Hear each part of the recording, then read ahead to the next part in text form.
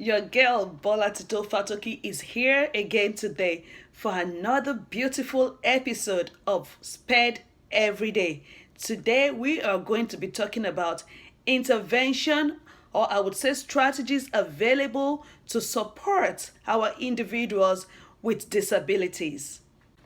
The focus today will be on three main strategies or intervention available to support not just your child with disabilities, but you as a caregiver or a family member, because when these things are in place, it helps to get the best out of our children. It provides support and improvement outcome in whatever skill we're working on with our kids. It can be the academics, it can be social skills, it can be behavioral skills. So interventions are what support and help us achieve the skills.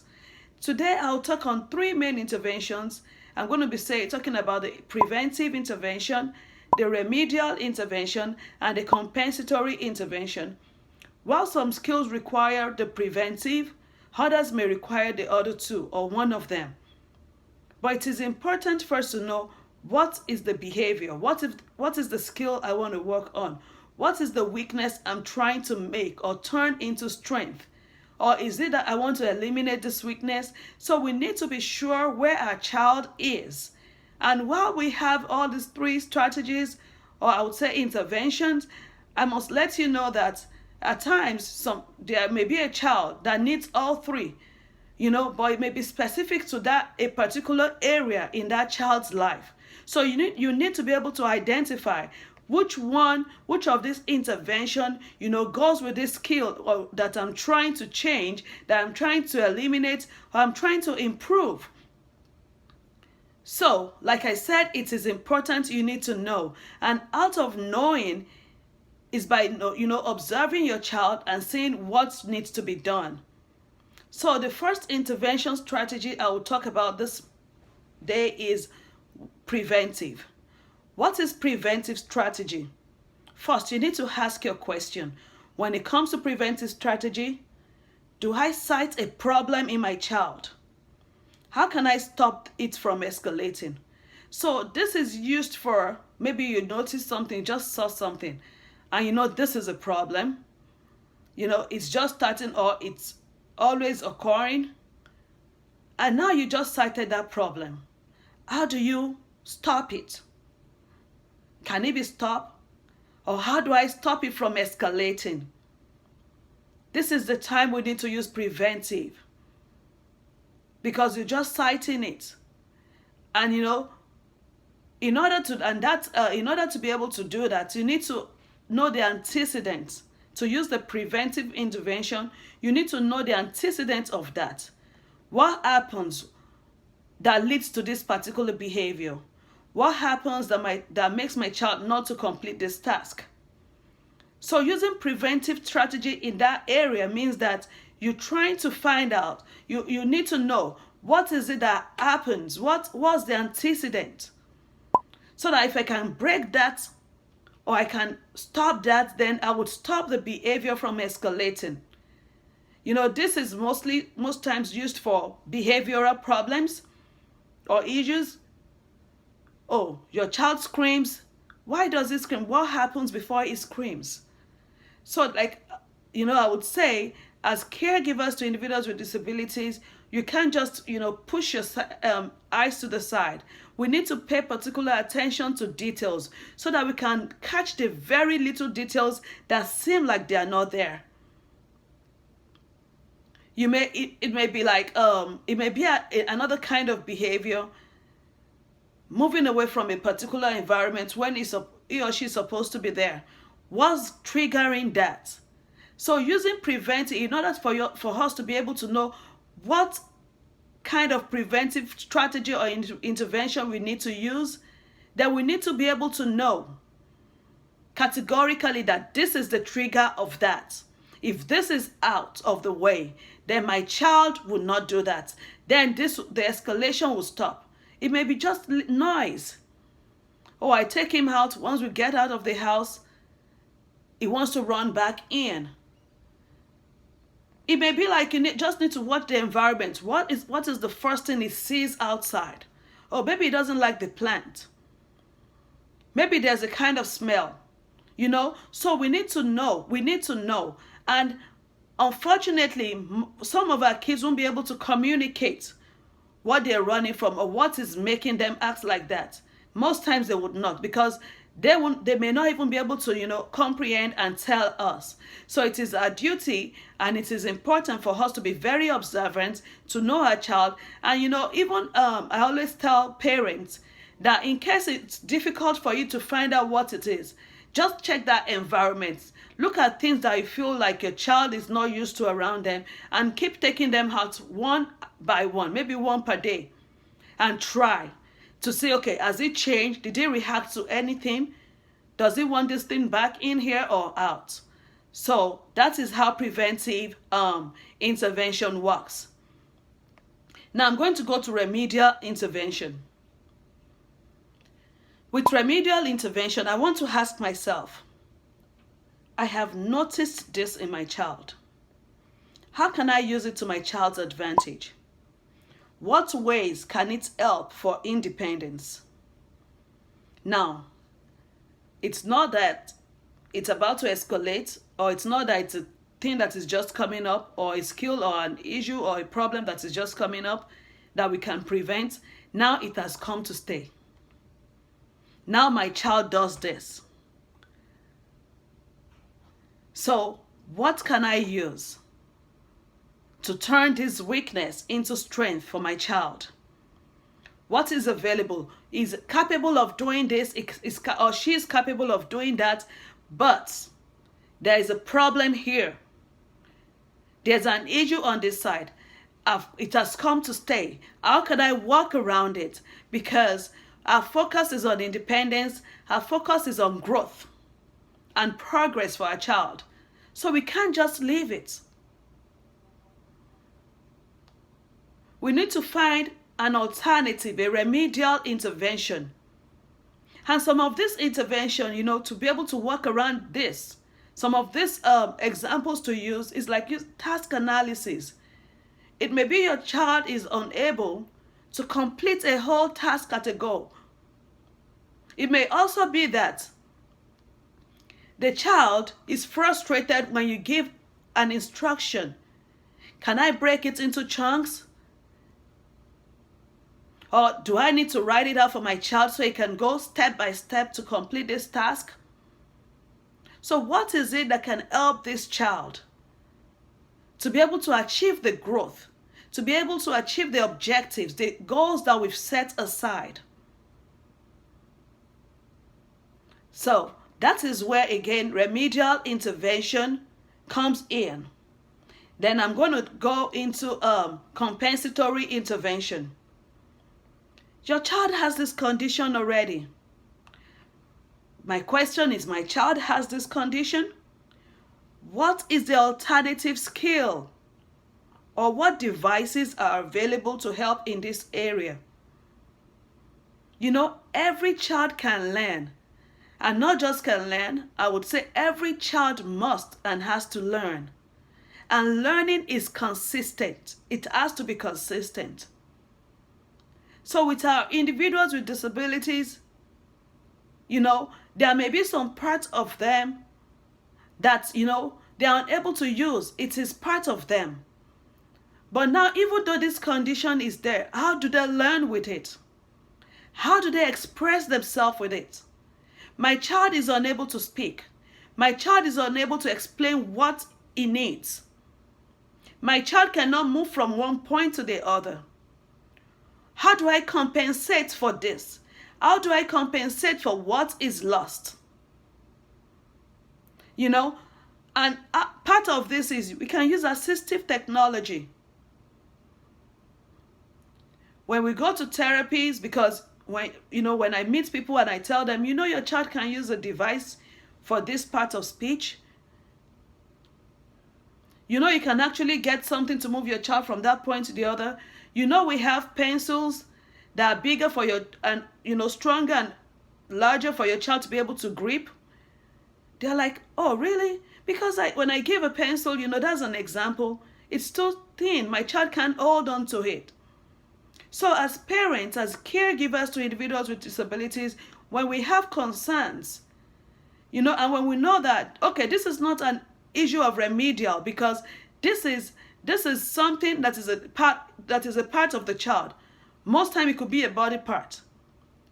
It could be the hand, it could be the legs, it could be talking out.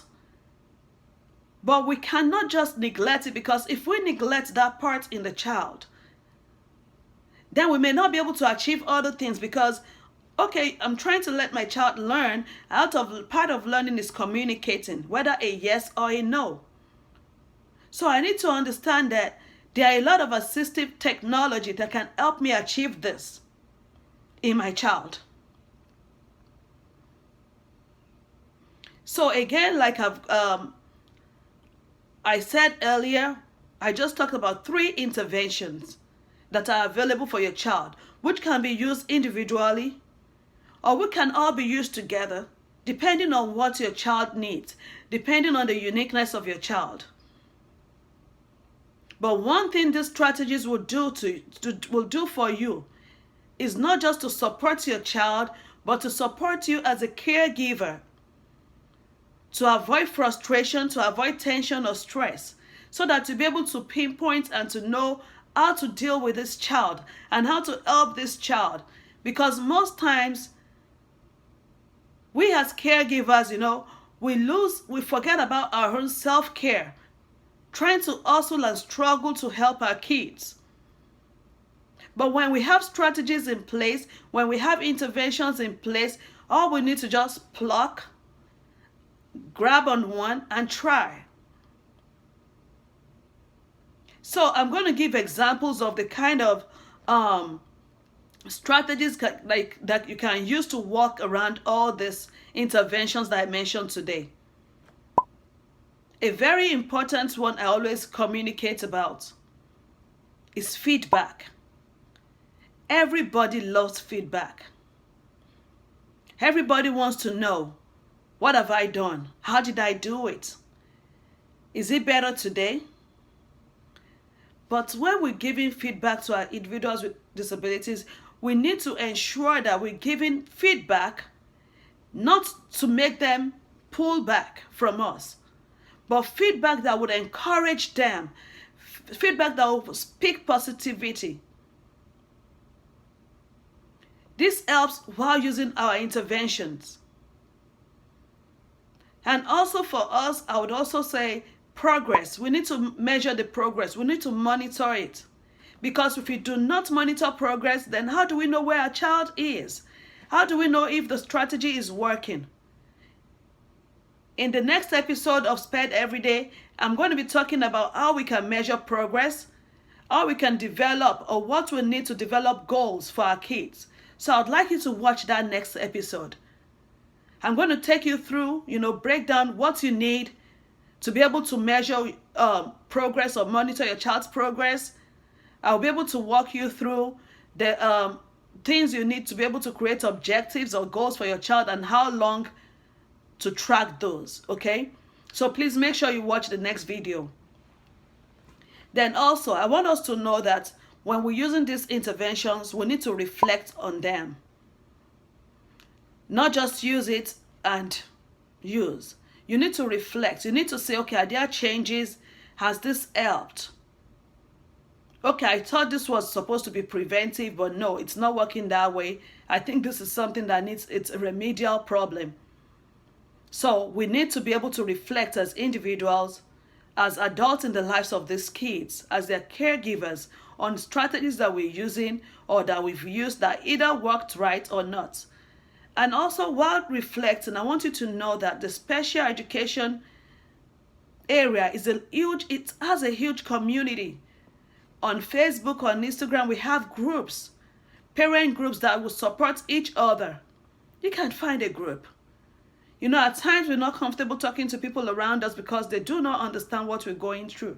But we have a lot of parents there. And even though your child is unique, you may be able to, learn from a parent what he or she used to solve a particular area or to help their child in some kind of way and modify on that. I'm not going to say, prescribe for your child what another parent said. No, because every child is unique in his own way. But you can build on what somebody has used. You can build on information and, try out to help your child. Other examples that we can use, other strategies we can use to support a child, especially when it comes to remedial intervention, is forever set routines. We need to set routines for our kids. Because if there's no routine, this child does not know. There's no clear goal. He doesn't know what to do next. So that may even be a trigger for some behavior. That may be a trigger for not wanting to sit down. Because, okay, I finished it. What next? Then before you can get that child back to focus, then you already lost that child. But if there's a set routine, your child knows from this time to this time, this is what you should be doing. And then you teach the child how to use a routine. Because, I've spoken with parents and they tell me, oh, but I use routine, but he never just abide with it. Did you teach that child? Is your child even aware of what the routine is about or the schedule you created is about? So you need to be able to teach and show your child and explain. This is where we are. And this is what we're doing step by step. I want you to do this today. When you finish this, you can use a little or tiny alarm or a silent reminder. When you finish this, go to the next and let it be clear. Especially with people with autism, it is very important. Showing them the schedule, consistently using their schedule and routine helps a lot to achieve and to avert a lot of, honestly, behavior problems. I also want to say we can use visuals. Visuals are important because for some children, comprehending may take a while. When they see pictures, it clicks. So we want to be able to use what our child can work with. Too many instructions at the same time can lead to a child mixing it and mixing it up. So we want to use visuals to be able to explain. That's another example. Then for kids that need break, we can give breaks. Don't rush them. Your goal, remember, is that you want your child to learn and grow, not to rush them through life. So we want to be able to consistently, put in them so that when they are not with you, they can self-regulate. They can go back and withdraw and, calm down. If they know, okay, how I can take a break. Even us, we need a break. So everybody needs a break, and break helps you to, come back. Clear your brain, clear whatever thing is going on, and then come back to the task. So, and we need to teach how to take this break. We need to make it something consistent. We need to make it something that has time. Not just, oh, go for a break, no, go for a break. Don't let us misuse it. Because the thing about all this is that when these are misused, then the child don't get it. So that is when you use them, and you feel like I give breaks, but we are not tracking the breaks. So we need to also always have that in mind. Using positive reinforcements, tangible reinforcements, something a child can see. When you do this, you get this. If you act this, you get this. What is the consequence? Stating consequences. Because it's another thing to have the preventive measure, you have the remedial and compensatory, but the child doesn't even get it. If I don't do, then what happens? So we need to be able to communicate consequences and to be able to let a child know this is your reinforcer. And please, when you tell a child you're going to reinforce a behavior with something, please make sure you're consistent and you're true to your words. Because if you miss it one time, you're going to have to start over. I spoke about task analysis already and, breaking down the steps for a task to be completed. Reteaching. Oh, I told him already before, my child I need to, yes. Even as adults, we need reteaching. So we need to reteach and reteach and reteach till our kids get it. Praise your child. Focus on the progress. Focus on the positive. And no matter how little it is, make sure you render that praise. Because what another child, their age can do like that, it may take your child 3 months, even 3 years or more. But once that progress comes, I know we parents understand when we deal with these kids, we know how it works. When that progress, when that thing comes, please give your child that praise. Celebrate your child. And importantly, model the behavior you expect. You can't say this, then you expect your child to do that. You can't do this, and you expect your child to say that. You all have to be on the same page. What are you expecting your child to do? What do you want your child? How do you want your child to act? When you're working, are you also, mirroring what you want your child to do? The expectations. Make sure you stick to those expectations in your home, in every environment that child is, so that the child can also learn to be consistent and to follow and not be confused because I was told this, but she does that. So we do not want to confuse these kids. Thank you. And to give a little recap on what I discussed today, I talked about the interventions available to help support your child and you as a caregiver in their learning process. We talked about 3 types of intervention: the preventive intervention, remedial intervention, and the compensatory intervention. And I also gave you examples of strategies you can use or you can work around with to be able to ensure that you do this intervention right with your kids. I want to say thank you for watching this episode of Sped Everyday, and look forward to a beautiful, wonderful episode next Friday. And like I said, in that episode, you're going to have a lot of clarity on how to be able to develop your child's goals and to track those goals and what you actually need to be able to develop goals with your child. Thanks again for watching. It's your girl, Bola Tito Fatoki at Sped Everyday. Remember to share this information to everybody around you because you never know who needs it. And please subscribe to this YouTube channel, Sped Everyday, and follow us on Instagram. Thank you. Bola Tito Fatoki, Sped Everyday. Bye.